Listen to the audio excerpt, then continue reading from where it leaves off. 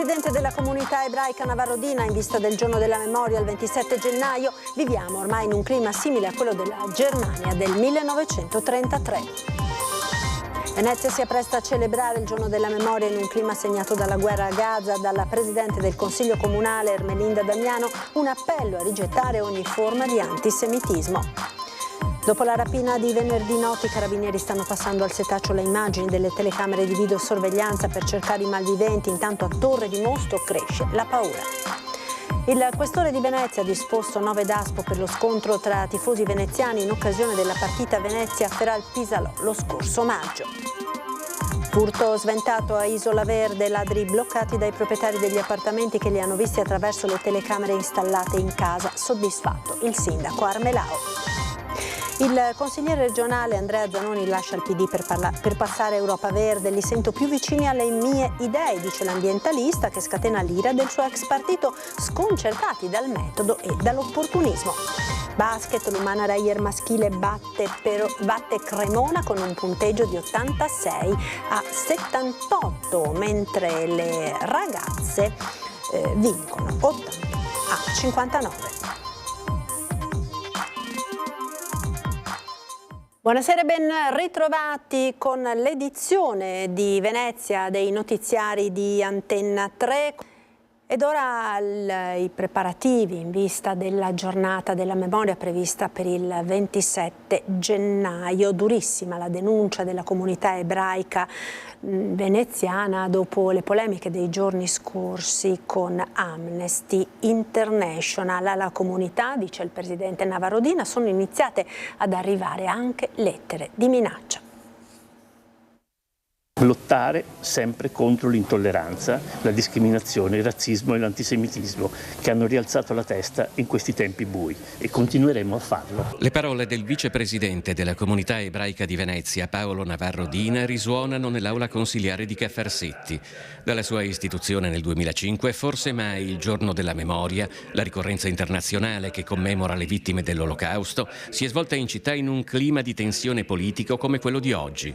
Il termine genocidio usato da Amnesty International nella presentazione a Venezia del proprio dossier sull'intervento militare israeliano a Gaza e la risposta della comunità ebraica cittadina hanno innescato una polemica il cui ultimo atto è l'arrivo di lettere, racconta Navarro-Dina, a volte anche di aperta minaccia alla comunità ebraica. Trascinerete l'ombra dei vostri corpi verso l'infernale fiume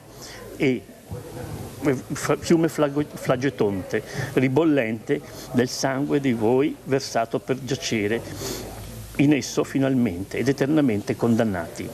Questo è il clima che stiamo vivendo, un clima da Germania del 1933. Il parallelo è pesantissimo. Il 30 gennaio 1933 Adolf Hitler fu nominato cancelliere.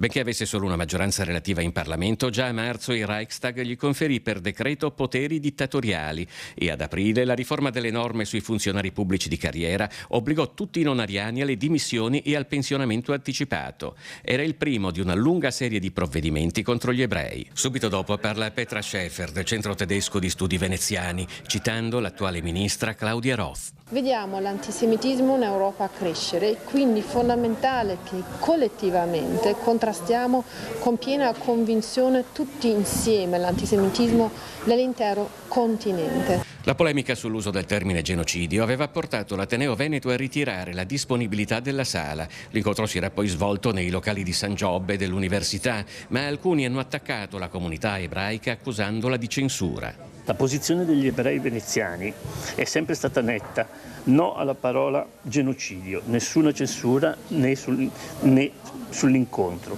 né sulle posizioni espresse da altri. E da quel momento, qui, in questa città, il rincrescimento, la rabbia si è espressa contro la nostra comunità.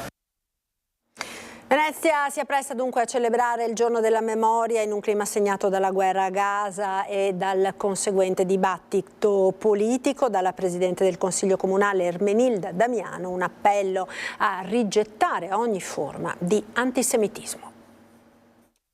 Viviamo un momento storico molto particolare. Quelle di quest'anno saranno iniziative volte certamente a ricordare la persecuzione e lo sterminio nazifascista, ma anche il clima d'odio e di intolleranza ancora oggi purtroppo presente. La denuncia della comunità ebraica veneziana sull'antisemitismo che si respira in città ha segnato profondamente la presentazione delle iniziative legate quest'anno al Giorno della Memoria per le vittime dell'Olocausto, spostando il dibattito dai fatti storici all'attualità politica.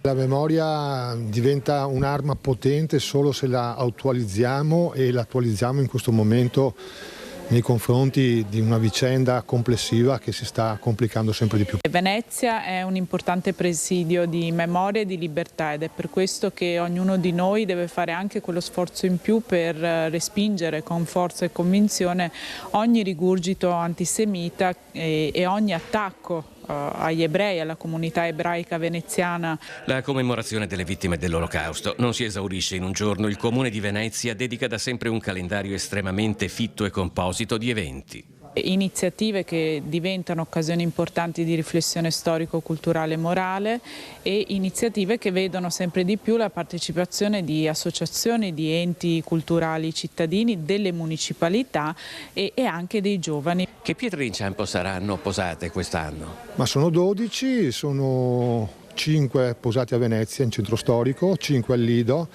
e 2 in terraferma. Riguardano 9 deportati razziali ebrei, un deportato politico e 2 internati militari. Dopo gli scontri avvenuti lo scorso maggio tra 2 gruppi di tifosi veneziani in occasione della partita Venezia-Feral-Pisalò, il questore Bonaccorso ha disposto 9 DASPO. A causa di uno screzio accaduto in precedenza per questioni legate ad uno striscione, i 2 gruppi erano venuti in contatto nei pressi dell'imbarcadero dei Giardini della Biennale, rendendo necessario l'intervento della polizia. 4 dei destinatari non potranno più accedere agli stadi per un periodo tra 1 e 3 anni. Gli altri 5 invece, già raggiunti in passato da analoghi provvedimenti, oltre al divieto di accesso alle manifestazioni sportive, avranno l'obbligo di presentarsi agli uffici di polizia in occasione di tutti gli incontri di calcio della squadra del Venezia per la durata tra i 3 e gli 8 anni. Dopo la rapina subita, l'imprenditore editore di Mosto si è chiuso nel silenzio mentre i carabinieri stanno indagando, anche vagliando le immagini delle telecamere di videosorveglianza per trovare i malviventi. Intanto in paese cresce la paura. I carabinieri stanno lavorando a 360 gradi per trovare i responsabili della rapina avvenuta venerdì notte a casa dell'imprenditore Mazarin, titolare dell'omonima auto-officina. Lui dice: ho paura possa accadere di nuovo. Chiuso nel suo silenzio, Manuel Mazarin lavora per non pensare, mentre in paese c'è sconcerto per quanto accaduto. L'ho incontrato, sono andato sul luogo del lavoro, nella sua officina. E così anche lui ha detto: sono qua, sono vivo, ma è andata bene. E anche lui si domanda il perché di tale afferratezza, ma anche il perché proprio, insomma, aspettarlo a casa così, insomma, non aveva mai pensato, aveva mai ipotizzato un epilogo, una questione, un furto in questa maniera. Ha paura perché potrebbe ripetersi, insomma, vive con i genitori, sono di una certa età e magari si augura e spera che non si ripeta l'episodio, insomma, ecco. Un episodio che nella nostra comunità non era mai successo, insomma, ecco, è un episodio abbastanza singolare, di una certa efferatezza, insomma, siamo un po' rimasti un po' basiti anche come comunità, anche come amministrazione. Ad avere paura dopo quanto accaduto venerdì notte nell'abitazione di Mazarin ora sono anche i commercianti della zona, oltre ai residenti. Ci ha scosso parecchio proprio perché è una violenza che non ci aspettavamo. Soprattutto noi commercianti siamo molto sensibili a questa cosa. Timore in più, paure. Mal lavorare, un malessere. Una notizia che ha scosso particolarmente una comunità che finora aveva vissuto tranquilla, compreso il primo cittadino che lancia un appello. Quello che ci si raccomanda anche con l'incontro con le autorità è che i cittadini segnalino alle autorità, e questo è molto importante, segnalare che poi loro hanno, insomma, strumenti anche per monitorare la situazione in un territorio dove la viabilità reticolare è molto ampia e ci sono tante vie di fuga, però l'importante è segnalare, la segnalazione è importante, denunciare è importante. Ed ancora cronaca, furto sventato a Isola Verde, ladri bloccati dai proprietari degli appartamenti che li vedono attraverso le telecamere. Pensavano di agire indisturbati negli appartamenti delle vacanze, lasciati vuoti in inverno, invece non hanno fatto i conti con le telecamere di sorveglianza installate dai privati che mandano segnali di allarme in caso di intrusione. 3 giovani ladri sono stati arrestati a Chioggia mentre cercavano di entrare nei garage di un residence di Isola Verde. A dare l'allarme anche un residente di Abano Terme, proprietario di un appartamento che è stato avvisato dall'alert delle telecamere arrivato a tutti i condomini. Immediata la segnalazione ai carabinieri che sono arrivati sul posto bloccando i ladri in flagranza. Ecco le immagini dei 3 vestiti di nero che cercano di raggiungere i box e poi il momento in cui i carabinieri li scoprono e li portano in caserma. Si tratta di 3 giovani del luogo, uno di loro minorenne. Soddisfatto il sindaco di Chioggia. Un grazie alle forze dell'ordine, a polizia e carabinieri che sono intervenute prontamente l'altro giorno a Isola Verde. Questo evidenzia quanto importante siano le telecamere e i circuiti di videosorveglianza privati e anche l'attenzione e la collaborazione da parte di privati che hanno permesso l'arresto di 3 individui. I residenti preoccupati chiedono che venga risolta la situazione dei 2 ruderi che confinano con il residence, 2 edifici abbandonati da anni dove spesso bivaccano balordi.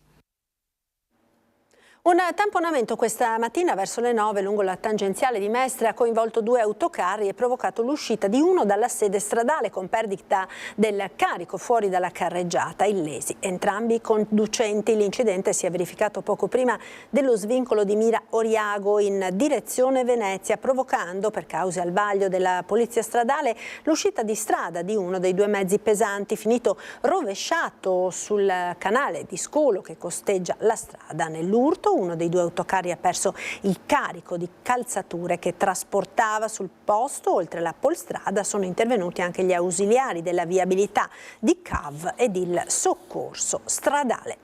Ed ora la politica in regione, annuncio a sorpresa del consigliere Andrea Zanoni che lascia il Partito Democratico per entrare in Europa Verde. Alla base della decisione, dice, la forte scelta antiambientalista del partito. La lotta al consumo del suolo, la tutela dell'acqua, la tutela dell'aria. Europa Verde li ha in cima alla lista dei punti programmatici. Dopo circa 12 anni di militanza, il consigliere regionale Andrea Zanoni lascia il Partito Democratico per aderire ad Europa Verde, una svolta a sorpresa annunciata a Palazzo Ferrofini a Venezia in un incontro convocato appena un paio d'ore prima e motivata con la maggiore vicinanza dei Verdi alle sue visioni politiche. Io mi sono sempre occupato di tutela dell'ambiente, tutela della biodiversità, tutela degli animali. Ho fatto importanti lotte contro il consumo del suolo, quindi Europa Verde è il partito che oggi più si occupa e ha ben chiaro in agenda tra i punti programmatici tutti questi temi che mi sono sempre stati molto cari e che magari qualche volta sono stati dimenticati invece dal Partito Democratico. Da almeno un ventennio Andrea Zanoni è impegnato sul fronte ambientalista non solo come politico ma anche attraverso una lunga militanza in numerose associazioni del settore. Nel PD era entrato nel 2013 dopo aver lasciato l'Italia dei Valori di Antonio Di Pietro, con la quale era stato europarlamentare dal 2011 al 2014. Andrea lo conosciamo da molto tempo, le nostre strade si sono incrociate più di una volta, sono battaglie comuni sul piano culturale e politico e quindi è un valore estremamente importante che rafforza quel progetto ecologista verde. L'ambientalismo determina scelte di sviluppo economico, di politica sociale e sanitaria, di tutela del territorio, anche in Veneto a partire da Venezia. Una reale tutela dell'ambiente laguna e della città storica, al disastro che è stato fatto per costruire una pista da bob, il tema dei PFAS e quindi l'inquinamento così pericoloso e pesante. La scelta di Andrea Zanoni è però anche inevitabilmente destinata a creare polemiche nel centro-sinistra veneto. Nello statuto del Partito Democratico Veneto c'è un limite di 2 mandati per l'elezione dei consiglieri regionali che lei ha raggiunto. Alle prossime elezioni regionali si candiderà coi Verdi? Bisogna sconfiggere questa destra che governa ormai da più di 25 anni. Questo per me è anche un passaggio di coerenza. Quindi è un sì? Sì, certamente. Senta, lei è anche il primo dei non eletti al Parlamento europeo, sempre con il Partito Democratico. Se dovesse esserci una defezione a Bruxelles, lei subentrerebbe in Parlamento con che casacca? Quella del PD o dei Verdi? Ma la risposta è scontata, con Europa Verde. Dure le reazioni del PD Veneto per il passaggio di Andrea Zanoni ad Europa Verde, il passaggio che in queste settimane sarebbe stato smentito dallo stesso Zanoni. Sentiamo. Siamo davvero sconcertati dalla notizia che abbiamo appreso in conferenza stampa del passaggio di Andrea Zanoni dal Partito Democratico al gruppo di Europa Verde. Prima di tutto per il metodo, abbiamo appreso appunto questa notizia come tutti gli altri in diretta TV, senza che Andrea si curasse di informarci prima come gruppo al quale ha appartenuto da 10 anni a questa parte, per spiegarci le ragioni della sua decisione, per valutare insieme il percorso migliore per tutti. Nessuno del gruppo consigliare del Partito Democratico in Regione sapeva fino a stamattina che Andrea Zanoni aveva intenzione di passare ad Europa Verde. Un'uscita che non è piaciuta ai suoi oramai ex compagni di partito, innanzitutto nei modi. Anzi, il segretario del Partito Democratico Veneto, Andrea Martella, ha ricordato le smentite ricevute personalmente in queste settimane da Zanoni rispetto alle voci che da tempo circolavano su un suo cambio di partito. Ne convince molto una scelta definita per l'ambientalismo in un consigliere che aveva raggiunto il limite dei 2 mandati che il PD si è dato per chi è eletto in Regione. Il Partito Democratico e il gruppo in Regione ha fatto dell'ambiente, della sostenibilità ambientale, del contrasto al consumo di suolo, del tema della lotta ai cambiamenti climatici un punto qualificante della propria azione amministrativa. Lo vogliamo ribadire e non pensiamo che su questo ci possano essere date lezioncine da chi per ragioni del tutto personale sceglie di lasciare questo gruppo consigliare e questo partito come fosse un autobus per andarne a prendere un altro in vista delle prossime scadenze elettorali. La cronaca sindacale, ora più di 100 lavoratori esternalizzati denunciano l'atteggiamento grave ed inaccettabile della società DFS, minacciando uno sciopero imminente. Continua ad essere aperta la crisi del Fondaco. Per la CGIL la vertenza non è assolutamente conclusa. Rimangono ancora quasi 100 lavoratori in appalto che hanno il diritto di avere una risposta, hanno il diritto di avere un tavolo di confronto in cui si affronti, si discuta la loro condizione, se anche per loro possono essere possibili percorsi di ricollocazione, quindi mantenere un posto di lavoro, o se ci saranno purtroppo altre tragiche scelte e quindi c'è bisogno che le aziende intervengano e diano una risposta come è stato fatto sino ad oggi per i lavoratori di DFS. Daniele Giordano, segretario della Camera del Lavoro di Venezia, ha espresso forte disapprovazione per l'atteggiamento della società DFS riguardo ai lavoratori in appalto presso il Fondaco dei tedeschi. Un atto descritto come grave e inaccettabile l'abbandono di più di 100 lavoratori esternalizzati responsabili di attività fondamentali come la vigilanza, le pulizie, i servizi informatici e di magazzino. Non è immaginabile per la nostra organizzazione, per la CGIL, che si dividano i lavoratori diretti con quelli degli appalti. Per questo chiediamo un tavolo unico, un tavolo alla Regione e ai soggetti istituzionali che metta tutte le aziende di fronte al fatto, insieme a LVMH, che questi lavoratori in appalto hanno contribuito ai risultati economici di questi anni e che non possono essere utilizzati, cacciati e considerati come merce avariata. Giordano sottolinea infine la possibilità di uno sciopero imminente se la situazione non verrà risolta. Verrà convocato con tutti questi lavoratori un'assemblea per discutere delle loro condizioni e per fare le scelte più opportune, ovviamente mettendo in campo la mobilitazione se non ci saranno risposte. Ed ora lo sport, Reyer Venezia batte Cremona con un punteggio di 86-78, mentre le ragazze dell'Umana Reyer dominano Pellegrini Alpo 81-59. Successo per la Reyer Venezia che ha battuto la Vanoli Cremona al Pala Radi 86-78. Per la Reyer è la quinta vittoria consecutiva, la seconda in trasferta. Gli Oro Granata hanno avuto la meglio contro i bianco-blu dopo 40 minuti di battaglia. In vittoria guidati dai 23 punti e 7 rimbalzi di Cabenghele, oltre che dai 13 punti di Wilcher e Dennis, quest'ultimo con 6 assist, e dai 12 12 punti di Parks. Ai bianco-blu non sono bastati i 22 punti di Willis e i 12 punti di Davis. L'intensità di Parks ha portato energia su entrambi i lati del campo per Venezia. I tiri decisivi dalla distanza di Ennis e Wilcher hanno permesso a Venezia di mantenere il vantaggio nel finale. Bene anche nel basket femminile, dove nella prima partita del 2025 le ragazze dell'Umana hanno dominato al Taglierzo contro Pellegrini Alpo, vincendo 81-59, al termine di un match a senso unico già dai primi possessi. Le Oro Granata mantengono la vetta della classifica con 11 vittorie in 12 gare ed ora l'attenzione si sposta al prossimo match di Eurolega contro il Saragossa. Siamo state brave secondo me a indirizzare la partita da subito, dall'inizio, e abbiamo mantenuto il livello di gioco tutto il tempo e sicuramente è difficile dopo 20 giorni, anche più di 20 giorni secondo me, ricominciare a giocare e diciamo che eravamo stanche molto facilmente perché perdi un po' il ritmo di gioco, però in allenamento abbiamo sempre cercato di tenere il ritmo alto per arrivare ora pronte e pensare adesso abbiamo archiviato questa partita e ora pensiamo a giovedì. È tutto per questa edizione, grazie per essere stati con noi. Vi ricordo subito dopo la sigla le previsioni del tempo con il meteo. Arrivederci.